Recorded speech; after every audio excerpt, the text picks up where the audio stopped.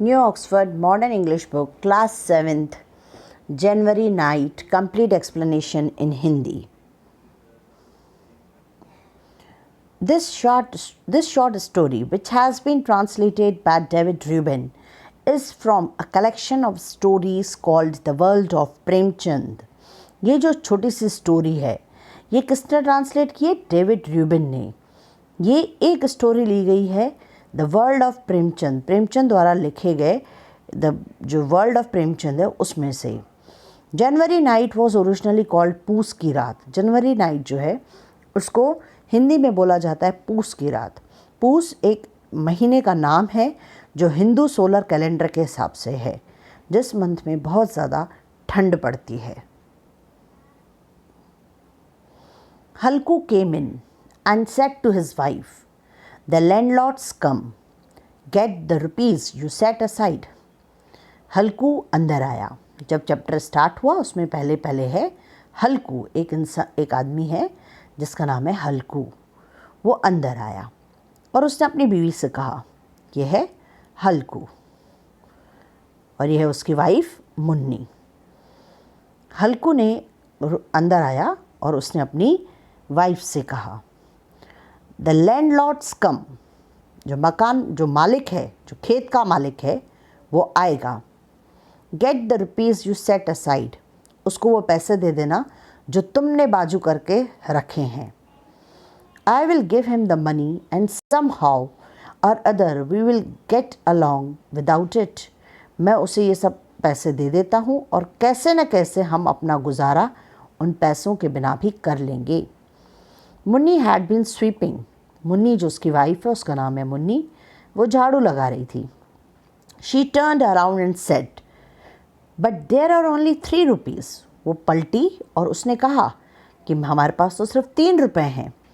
If you give them to him, where is the blanket going to come from. अगर ये भी पैसे तुम उसे दे दोगे तो ब्लैंकेट लेने के लिए पैसे कहाँ से आएंगे? ब्लैंकेट कहाँ से आएगा?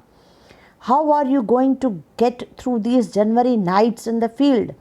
फिर तुम कैसे जनवरी की ठंडी रातें खेत में बिना कंबल के गुजारोगे?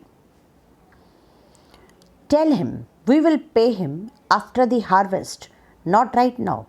उसे बोल दो कि हम उसको पैसे लैंडलॉर्ड को चुकाएंगे जब खेत में से खड़ी फसल कट जाएगी. अभी हम आपको तो उसको पैसे नहीं चुका सकते. For a moment Halku stood hesitating. कुछ सेकंड्स के लिए, कुछ टाइम के लिए हल्कू खड़ा हो गया. हेजिटेटिंग यानी सोच रहा था, कुछ समझ नहीं पा रहा था. Without a blanket he couldn't possibly sleep in the field at night. और वो ये भी सोच रहा था कि बिना ब्लैंकेट के ये बिल्कुल पॉसिबल नहीं है कि जनवरी के महीने में रात को खुले खेत में सोया जा सके. But the landlord wouldn't be put off. पर जो लैंडलॉर्ड है वो अपने पैसे नहीं छोड़ेगा, वो नहीं मानेगा. He would threaten and insult him. वो ज़रूर धमकाएगा और इंसल्ट करेगा. So what did it matter if they died in the cold weather. इससे उसको क्या फ़र्क पड़ता था कि अगर वो ठंड के मौसम में मर भी जाएं तो. As long as they could just take care of this calamity right now. अभी उसे यही महसूस हो रहा था कि अभी ये जो मुसीबत उनके सर पे है उसको पैसा चुकाने की, पहले तो उस पे ध्यान दिया जाए. As he thought this he moved his heavy body and came close to his wife. ऐसा सोच के अपने हैवी बॉडी, क्योंकि वो काफ़ी मोटा था, उसको लेके अपनी वाइफ के पास गया. हैवी बॉडी यानी भारी होना, और भारी का उल्टा होता है हल्का. तो उसको चिढ़ाने के लिए एक तरीके से हर कोई उसे हल्कू कहा करता था, which is opposite to that of the, जैसा उसका बॉडी है वैसा. हल्कू अपनी वाइफ के सामने गया और उसे खुशामद करने लगा, उसको फुसलाने की कोशिश करने लगा. ट्राइंग टू कोएक्स हर मतलब उसके फुसलाना या उसको खुशामद करके अपनी बात मनाने की कोशिश करना. Come on give it to me. Come on please मान जाओ और वो पैसे मुझे दे दो. We will manage. हम कैसे भी मैनेज कर लेंगे. I will figure out some other plan to get the blanket. मैं कोई ना कोई और रास्ता निकालूंगा जिससे कि हम ब्लैंकेट खरीद सकें. Munni Drew away from him, Munni जो है वो उसके पास से दूर चली गई। हर आइज एंग्री, उसकी आंखों में गुस्सा था। She said, you just tell me what other plan can be found, तुम मुझे ये पहले ये बताओ कि दूसरा कौन सा प्लान है तुम्हारे पास। Is somebody going to give you a blanket, क्या तुमको कोई ब्लैंकेट दे देगा। God knows how many debts are always left over we can't pay off, भगवान जानता है पता नहीं कितने ऐसे कर्जे हैं जो हमारे ऊपर बचे हुए हैं जो हम आज तक के चुका नहीं पाए हैं। What I say is give up this tenant farming, और इस पे जो मुन्नी है वो हल्कू को बोलती है कि मैं जो बोल रही हूँ वो सुनो प्लीज़, ये जो टेनेंट फार्मिंग है उसको छोड़ दो। टेनेंट फार्मिंग का मतलब होता है किराए की खेती करना, खेत किसी और का होना और उस पे कुछ टाइम के लिए खेती के लिए किसान किराए पे ले लेते हैं। तो वो बोलती है मुन्नी हल्कू को कि ये टेनेंट फार्मिंग जो है, ये किराएदार खेती जो है, किराए पे जो खेती की जाती है उसे छोड़ दो। द वर्क्स किलिंग यू, ये जो काम है वो तुमको मार रहा है। Whatever you harvest goes to pay up the arrears and why not finish with it, जो भी तुम खेती करते हो, जो भी तुम्हारी उपज निकलती है खेत में से, वो तुम्हारे सारे कर्जे चुकाने में चला जाता है, जो हमारे को पहले से ही पैसे चुकाने में चला जाता है, किराया, बाकी सामान खरीदने में। इन सब चीज़ों को तुम ख़त्म क्यों नहीं कर देते। Earn some money for your own belly, तो कुछ पैसे कमाओ तुम अपने पेट भरने के लिए। I won't give you money, I won't, मैं तुमको बिल्कुल पैसे नहीं दूंगी, बिल्कुल नहीं। सैडली, उदास होके हल्कू सेड, हल्कू ने कहा, then I will have to put up with his abuse, फिर मुझे बहुत गालियाँ सुननी पड़ेगी। किसकी? लैंडलॉर्ड की। The bitter truth in Halku's word came charging at Munni like a wild beast, जब एक कड़वा सच बिटर सच यानी कड़वा सच, जब कड़वा सच हल्कू के मुंह से सुना मुन्नी एकदम पलट गई। वो एकदम वाइल्ड बीस्ट यानी जंगली जानवर के जैसे एकदम चार्ज हो गई और एकदम उसका जो बिहेवियर था वो बदल गया। She went to niche in the wall, वो दीवार पे एक होल था, एक छेद था, वहाँ तक गई। टुक आउट द रुपीज़, वहाँ से पैसे निकाले, and handed over them to हल्कू, और वो हल्कू को दे दिए। Then she said, give up farming this time, इसके बाद फिर उसने कहा कि अभी मैं तुमसे कहती हूँ ये खेती तुम छोड़ दो। If you worked as a hire labourer, अगर तुम कहीं किसी के खेत में जाके खेतीहर मजदूर बन के भी काम करोगे तो you will at least get enough food to eat from it, उसमें से कम हमको खाने के लिए तो मिल जाएगा। Fine work farming someone else land, वही तुम्हारे लिए अच्छा होगा। और ये जो फार्मिंग है दूसरे किसी की लैंड पे करने के बजाय तो खेतीहर मजदूर बन के काम करना ज़्यादा अच्छा रहेगा। ये जो है सलाह मुन्नी हल्कू को देती है। हल्कू took the money and went outside as though he were tearing his heart out and giving it away. हल्कू ने पैसे लिए और बाहर चला गया और इस तरीके से लग रहा था जैसे अपना वो दिल निकाल के दे रहा है किसी को। He would save the rupees from his work, piece by piece for his blanket. उसने ये पैसा करके जोड़े थे अपने ब्लैंकेट खरीदने के लिए। Today he was going to throw it away. आज वो पैसे जैसे तो वो फेंकने जा रहा था। With every step his head sank lower under the burden of his poverty. एक एक स्टेप जैसे जैसे वो कदम पे कदम आगे चल रहा था ऐसे लग रहा था कि उसका जो दिल है पूरी गरीबी के बर्डन के मारे, जो उसका सर है वो गरीबी के बर्डन के मारे दबा जा रहा है। पार्ट 2। कुछ महीने बीत जाने के बाद जनवरी का मंथ आ गया। A dark January night in the sky, जनवरी की रात थी, बहुत अंधेरी रात का टाइम था। आसमान में तारे चमक रहे थे और तारे भी इस तरीके से चमक रहे थे as if the stars were shivering यानी वो भी ठंड के मारे कांप रहे थे, इतनी ज़्यादा ठंड थी। At the edge of his field, उस फील्ड के किनारे में, underneath a shelter of cane leaves, जो बेंत के पत्ते या फिर गन्ने के जो पत्ते होते हैं उसके नीचे एक जगह पे शेल्टर बना के,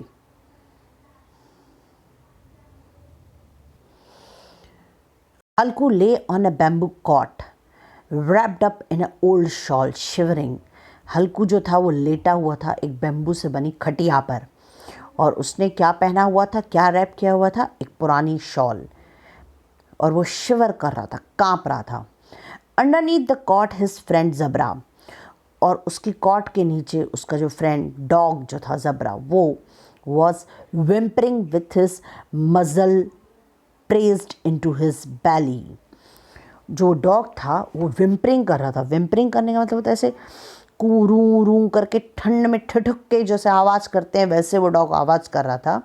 और उसका मज़ल यानी उसका सर और फेस उसके पेट में घुसा के ऐसे बैठा हुआ था, एज इफ उसको ठंड कम महसूस हो। Neither one of them was able to sleep, दोनों में से कोई भी सो नहीं पा रहा था। Halku curled up and said, Halku पलटा खटिया पर से और बोला, cold Jabra, didn't tell you in the house you could lie in the paddy straw. मैंने तुमको पहले ही तुमने मेरी बात नहीं मानी। मैंने तुमको पहले ही कहा था कि तुम घर में रहो और जो पैडी स्ट्रॉ है, पैडी का जो भूसा है, उसमें तुम लेट जाओ। So why did you come out here, तुम क्यों मेरे साथ यहाँ आ गए। Now you will have to bear the cold, अब तुम्हें भी ये ठंड बर्दाश्त करनी पड़ेगी। You thought I was coming out here to eat puris and sweets and you came running ahead of me। और तुमको क्या लगा था तुम क्या सोच रहे थे, मैं यहाँ पे पूरी और स्वीट्स खाने के लिए आया हूँ और तुम मेरे से पहले दौड़ के यहाँ आ गए। Now you can moan all you want, अभी तुम उसी तरीके से कराहते रहोगे, रू रू आवाज़ करते रहोगे, विलाप करते रहोगे रात भर ठंड में। जबरा wagged his tail without getting up, जबरा ने अपनी पूंछ हिलाई बिना हिले हुए, बिना उठ के। Protracted with whimpering into a long yawn and was silent, और उसने प्रोट्रैक्टेड यानी लंबी से ऊँ किया और बड़ी सी जमाई ली जैसे थके हुए लोग लेते हैं, और वो शांत रहा था। Halku reached out his hand and patted Jabra's cold back, Halku ने अपना हाथ बाहर निकाला और जबरा तक के अपने हाथ निकाला और जबरा को ठंडे ठंडे हाथों से ऐसे पैट किया, प्यार किया। From tomorrow on stop coming with me और the cold will get you, कल से लेके तुम मेरे साथ नहीं आओगे। From tomorrow on stop coming with me, कल से लेके तुम मेरे साथ आना बंद कर दो, और the cold will get you, या फिर तुम्हें ठंड पकड़ लेगी। We will get through the night somehow, हम मिलके किसी तरीके से रात निकाल लेंगे। This is the reward you get for farming, ये तुमको इनाम मिलता है खेती करने का। While we do the hard work somebody else gets the joy of it, हम पूरी मेहनत करते हैं, दिन इतनी कठिन मेहनत करते हैं और कोई और उसका फ़ायदा ले जाता है, मज़ा ले लेता है। जबरा looked at him with eyes overflowing with love, जबरा ने हल्कू की तरफ देखा, उसकी आँखों में बहुत प्यार भरा हुआ था। You have to put up with just one more cold night, तुमको सिर्फ एक और ऐसी ठंडी रात बितानी है, ये हल्कू ने जबरा से कहा। Tomorrow I will spread some straw, और हल्कू ने आगे बोलते हुए कहा, कल मैं तुम्हारे लिए यहाँ पे स्ट्रॉ यानी जो भूसा है वो बिछा दूंगा। You won't feel the cold, इससे तुमको ठंड नहीं लगेगी। Jabra put his paw on Halku's knees and brought his muzzle close, Jabra ने अपना एक पैर उठा के हल्कू के नी पे लगाया और फिर वापस मजल जो अपना मुंह है वो अपने पेट में छुपा दिया और वो सिकुड़ गया। हल्कू फेल्ट हिज वार्म ब्रेथ, हल्कू ने उसकी जबरा की गर्म सांस को महसूस किया। हल्कू ले डाउन, हल्कू लेटा रहा। Like some kind of witch the cold weather continue to torment him, एक खतरनाक किसी चुड़ैल की तरह ठंडी जो हवा है वो टॉर्चर किए जा रही थी हल्कू को। टॉर्मेंट यानी टॉर्चर किए जाना, कोल्ड वेदर यानी बहुत ठंडा मौसम। When he could no longer bear it, he gently picked Jabra up and got him to fall asleep in his lap. जब वो और ठंड को बर्दाश्त न कर पाया, उसे धीरे से जबरा को उठा के ऊपर किया और उसको अपने लैप में, अपने गोद में डाल दिया और fall asleep. The dog's body gave off some kind of stink but the Halku hugging him tight. जो डॉग रहते हैं, जो कुत्ते रहते हैं, उनकी बॉडी से एक टाइप की अजीब सी स्मेल निकलती है, लेकिन हल्कू को उस वक्त कुछ भी महसूस नहीं हो रहा था. वो उसको टाइटली पकड़े हुआ था, हग किए हुआ था, गले लगाए हुए था, जिसकी वजह से वह कुछ ठंड से बच पा रहा था. और experienced happiness he hadn't felt for month. और उसे काफ़ी खुशी हो रही थी, जैसी खुशी उसने कभी महसूस नहीं की थी. जबरा probably thought he was in heaven, and in Halku's innocent heart there was no resentment of his smell. जो जबरा है उसको तो लग रहा था जैसे तो वो जन्नत में ही पहुंच गया है, जैसे तो उसके लिए जन्नत ही मिल गई है. लेकिन जो हल्कू था, वो उसका भी जो इनोसेंट हार्ट था, जो उसका मासूम सा दिल था, उसको भी किसी भी टाइप की स्मेल या कोई भी चीज़ तकलीफ़ नहीं पहुंचा रही थी जबरा को अपने पास रख के. रिसेंटमेंट यानी कोई तकलीफ़ नहीं होना. जबरा का हेवन जैसा फीलिंग और हल्कू का किसी भी तरह की स्मेल की वजह से कोई तकलीफ़ उसको महसूस नहीं हो रही थी. ही एम्ब्रेस्ड हिम. उसको वो वैसी तरीके से गले लगाए हुए था. And with the very affection he would have felt for a brother. और वो वैसा ही अफेक्शन और प्यार महसूस कर रहा था जैसे अपने भाई को गले लगा के किया करता था. ही was not crippled by poverty yet. अभी उसकी ये हालत नहीं थी. Rather it was as though his singular friendship had opened all the door to his heart and brilliantly illuminated every atom of it. यहाँ पे ये भी बोल सकते हैं कि यही जो है उसका दोस्त था जबरा, और उसकी वजह से उसका दिल पूरा भरा हुआ था. और उसका दिल में यानी उसके शरीर, हर एक body part, every atom of जो है उसका, वो एकदम इल्यूमिनेटेड, यानी वो शांति महसूस कर रहा था उसकी प्रेजेंस में, उसकी दोस्ती में. Suddenly Jabra picked up the noise of some animal. Jabra को नॉइज़, जानवरों के आने की आवाज़ सुनाई दी. Springing up he ran out of the shelter. Springing up यानी उछल के एकदम वो उस शेल्टर से, जहाँ वो लेटे हुए थे, वहाँ से निकल के बाहर गया और ज़ोर ज़ोर से भौंकने लगा. हल्कू विसल्ड. हल्कू ने भी सीटी बजाई. And called him several time. और कई बार उसने बुलाया. But Jabra went on barking. पर जबरा जो है वो कंटिन्यूसली भौंके जा रहा था. Another hour passed. एक और घंटा बीत गया. The night fanned up with the cold with the winds. अब जो रात थी, ठंड के अलावा हवा के भी ठंडे ठंडे झोंके चलने लगे. हल्कू सेटअप. हल्कू उठ के बैठ गया.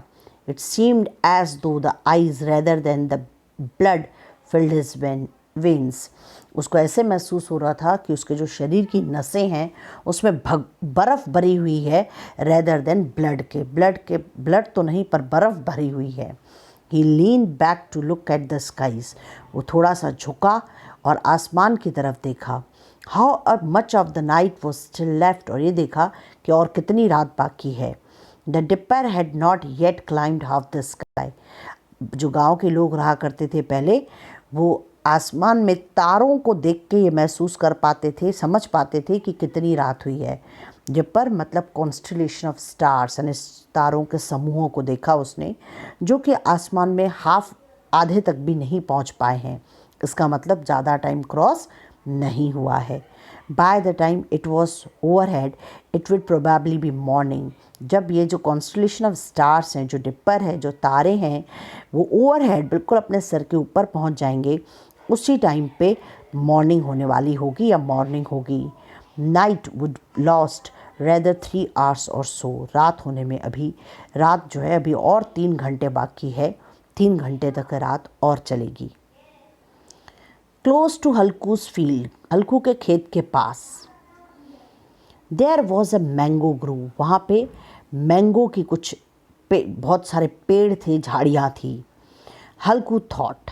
हल्कू ने सोचा, If I go and get a pile of leaves, I can make a fire of them and keep warm. अगर मैं वहाँ जाऊँ और वहाँ से जाके जो सूखी पत्तियाँ जो गिरी है उसको लेके आऊँ और उसमें आग लगाऊँ तो मुझे कुछ गर्मी महसूस होगी.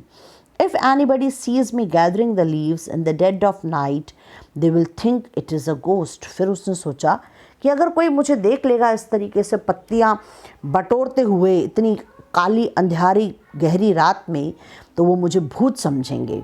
Of course, there is a chance some animals hidden in my field waiting, but I can't stand sitting here any longer.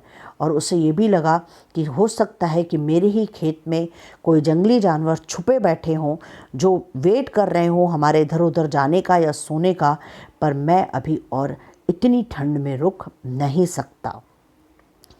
He ripped up some stalk from a nearby field. उसने कुछ लकड़ी की पतले पतले टुकड़े उठाए पास की फील्ड में से. Made a broom out of it.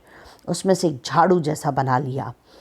And picking up a lighted cow dung cake went towards the grove. और उसने एक गोबर उठाया, उसको थोड़ा सा लाइट अप किया और उसको जलाया और उस ग्रूव की तरफ चल पड़ा, उन आम की झाड़ियों की तरफ चल पड़ा.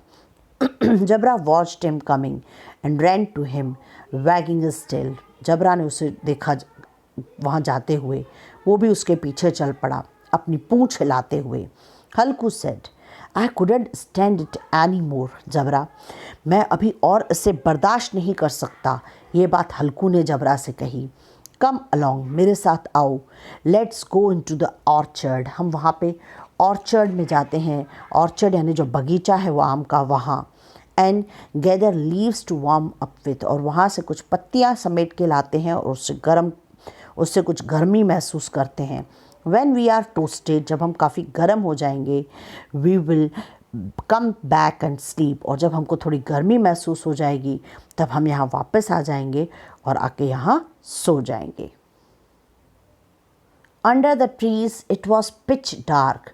उन पेड़ों के नीचे तो अंधियारा और घना था.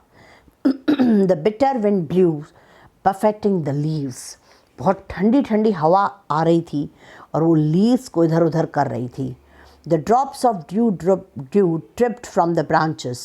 और जो पेड़ की ब्रांचेस थी, पेड़ की जो टहनियाँ थी, उसमें जो ड्यू ड्रॉप्स यानी ओस की बूंदें पत्तियों पे जो आ गई थी वो कहीं कहीं पे नीचे टपकने लगी थी. ड्रिप्ड फ्रॉम यानी टपकने लगी थी. Jabra had found a bone.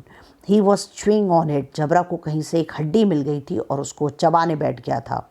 Halku set his fire down on the ground. Halku ने आग जलाने के लिए ग्राउंड पे बैठ गया. And begin to gather the leaves.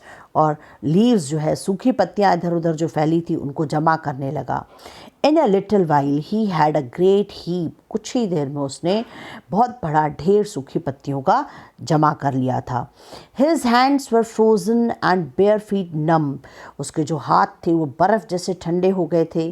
जो उसके बेयर फीट यानी जो नंगे पैर थे वो सुन्न हो गए थे. नंगे यानी सुन्न हो जाना. But he piled up a regular mountain of the leaves, and by making a fire out of them, he would burn away the cold. और उसने एक ढेर बनाया लीव्स का, माउंटेन ऑफ लीव्स बनाया. by making a fire out of them. और उसमें आग लगाई और इस तरीके से आग लगाई कि जैसे वो पूरी तरीके से ठंड को वहाँ से जला के भगा देगा. In a little while, कुछ ही देर में fire was burning branches. जो आग थी वो जलने लगी. इन द फ्लिकरिंग लाइट, चमचमाती हुई लाइट में, आग के ऊपर जो धुआं फ्लिकर होता है जो हिलता है, उस फ्लिकरिंग लाइट में the immense tree of the grove looked as though they were carrying the vast darkness on their head. जो बड़े बड़े ट्रीज थे ग्रूव में, उस झाड़ियों में, उस ऑर्चर्ड में, उस बगीचे टाइप एरिया में जो ट्रीज़ लगे हुए थे उसमें से अंधियारा कम होने लगा. ऐसे लगा जो ट्रीज़ हैं वो अंधियारा अपने सर पे ओढ़े हुए हैं. हल्कू सेट बिफोर द फायर. हल्कू आग के सामने बैठ गया. Let it warm him. और इस तरीके से बैठ गया कि जैसे वो आग उसे कुछ गर्मी पहुंचाए. After a while he took off his shawl. कुछ देर में उसने अपनी शॉल भी उतार दी. Then he spread out both feet as though challenging the cold to do its worst. और फिर उसने पैर भी फैला दिए जैसे उसके पैर भी गर्म हो जाएं. इस तरीके से एज इफ वो ठंड को बोल रहा था कि अब तुम मेरा कुछ भी बिगाड़ नहीं सकती, और ठंड को चैलेंज कर रहा था. Victorious over the immense power of the winter, he couldn't repress his pride in his triumph. यानी इतने खतरनाक विंटर में उसको थोड़ा हरा के वो थोड़ा अच्छा महसूस कर रहा था. He said to Jabra, well Jabra, you are not cold now, are you? उसने जबरा को बोला, क्या तुम अभी भी ठंड महसूस कर रहे हो क्या तुम? जबरा barked as though to say, how could I feel cold now? जबरा इस तरीके से भौंका और बोलने लगा, क्या अभी मैं कैसे और ठंड महसूस करूँगा, क्योंकि आग के सामने तो उनको काफ़ी गर्मी महसूस हो रही थी. Part 4. The leaves were all burned up. जो leaves थी वो पूरी जल गई. Darkness covered the orchard again. फिर से अंधेरा छा गया. फिर से उस बगीचे में अंधेरा छा गया. ऑर्चर्ड यानी बगीचे में. Under the ashes, जो धुआं बचा था बाकी उसमें, a few embers smoldered. एम्बर्स यानी जो बड़े थोड़े लकड़ी के टुकड़े थे वो अभी तक ऐसे सुलग रहे थे, अभी तक के जल रहे थे. स्मॉल्डर्ड यानी burn slowly without a flame. वो जल रहे थे, फ्लेम नहीं थी पर वो ऐसे जल रहे थे और गर्मी ला रहे थे. When a gust of wind blew over them, they stood up briefly and then flickered out again. उसी वक्त ही एक बहुत ठंडी हवा का झोंका आया जो उस एम्बर्स के ऊपर से, लकड़ी के जलते हुए टुकड़ों के ऊपर से गया, जिससे आग कभी कभी थोड़ी फ्लिकर, थोड़ी बढ़ जा रही थी, थोड़ी धधकती हुई दिख रही थी. फिर से Halku sat by the warm ashes and humming a tune. Halku जो है वो गरम उस ऐश के सामने बैठ गया और की हमिंग की ट्यून आने लगी. The fire had warmed him through. आग ने उसको काफ़ी गर्माहट पहुंचाई थी. But as the cold begin to spread he felt drowsy. अब फिर से जो ठंडी ठंडी ठंडक आ रही थी वो उसको एकदम नींद जैसा बना रही थी, उसको नींद आना महसूस हो रही थी. The zebra gave a loud bark and ran towards the field. उसी वक्त जबरा जोर जोर से चिल्लाया और खेत की तरफ गया. हल्कू realized that this meant a pack of wild animals had probably broken into the field. हल्कू को समझ में आ गया कि इस तरीके से ज़बरा का जाने का मतलब है कि ज़रूर कुछ वाइल्ड एनिमल्स जो हैं वो खेत में घुस आए होंगे.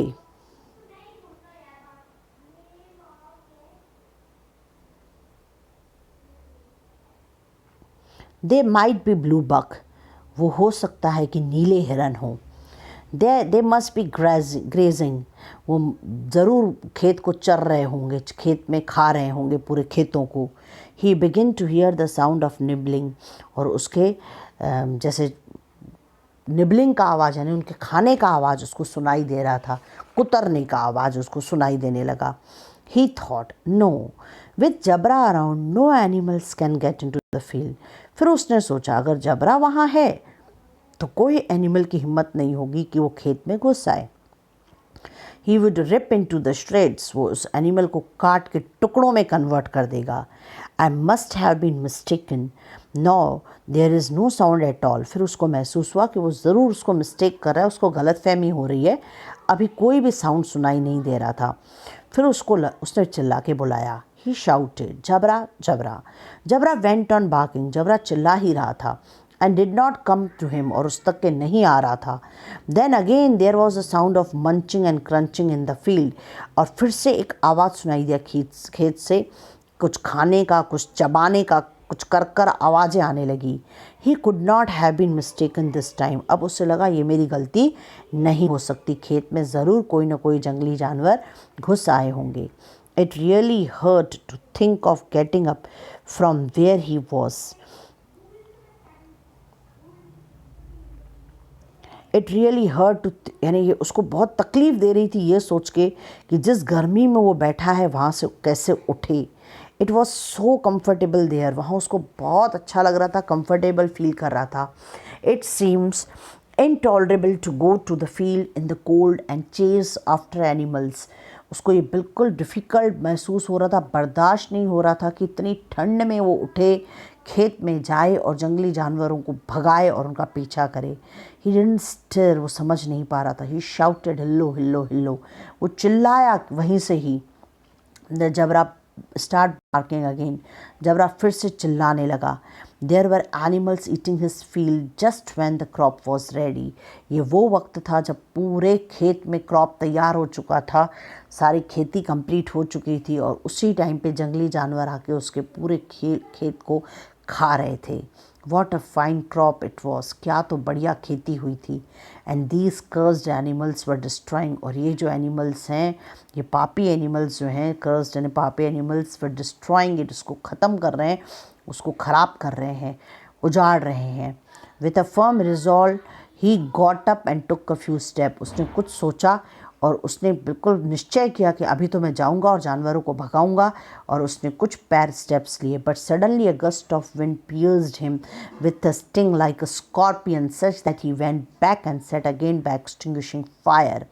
और लेकिन उसी वक्त ही सडनली अचानक ही तेज ठंडी हवा का झोंका आया जो उसके शरीर के अंदर घुस गया, जैसे कि कोई बिच्छू घुस जाता है। वो वापस अपनी जगह पे गया जहाँ पे आग जल रही थी। And stirred up the ashes too, और जहाँ पे जो गर्माहट महसूस हो रही थी उसकी ठंडे शरीर को। The Halku went on sitting peacefully near the warm ashes, Halku वहाँ पे बहुत शांति से बैठ गया। His drowsiness held him motionless, उसको जो नींद आने जैसा, नींद का नशा जो उस पर छा रहा था, उसकी वजह से वो चल भी नहीं पा रहा था, मोशनलेस हो गया। एज दो with ropes the wrapped in his shawl, वो अपने शॉल में लपेट के अपने आप को ही फेल अस्लीप, उसे वही नींद आ गई। On the warm ground near the ash, जहाँ पे जो आग जल रही थी, जहाँ एम्बर्स जल रहे थे, उसके पास में जो ग्राउंड जो था वो पूरा गर्म हो चुका था, उस वार्म ग्राउंड पे उसको नींद आ गई। When he woke up in the morning, जब वो सुबह को उठा, the sun was high and the Munni was saying, जब सूरज बिल्कुल ऊपर चढ़ाया था तो उसकी वाइफ मुन्नी वहाँ आई और उसे बोल रही थी, do you think you are going to sleep all day, आज क्या तुमने सोच के रखा है कि आज तुम क्या सोचते हो कि आज तुम सारा दिन यहीं सोए रहोगे। यू केम आउट हियर, तुम खेत से यहाँ आ गए हो, and had a fine time, और बड़े आराम से सो रहे हो, और while the whole field was being flattened, और पूरा खेत जो है वो मैदान में कन्वर्ट हो चुका है, पूरा खेत जो है जानवर ख़त्म कर चुके हैं। Halku got up and said, Halku उठ गया और बोला, then you have just come from the field, क्या तुम अभी फील्ड से आई हो। येस, मुन्नी ने जवाब दिया, हाँ। द होल फील्ड ruined, पूरा खेत बर्बाद हो गया है।